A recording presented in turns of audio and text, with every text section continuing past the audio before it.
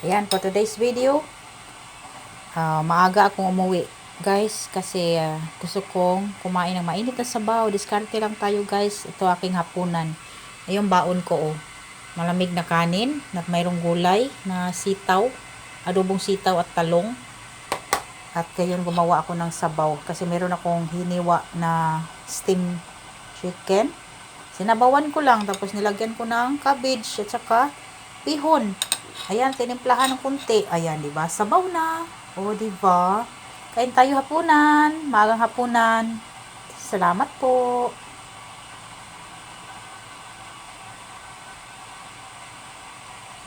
At mayroon akong dessert na rice cracker.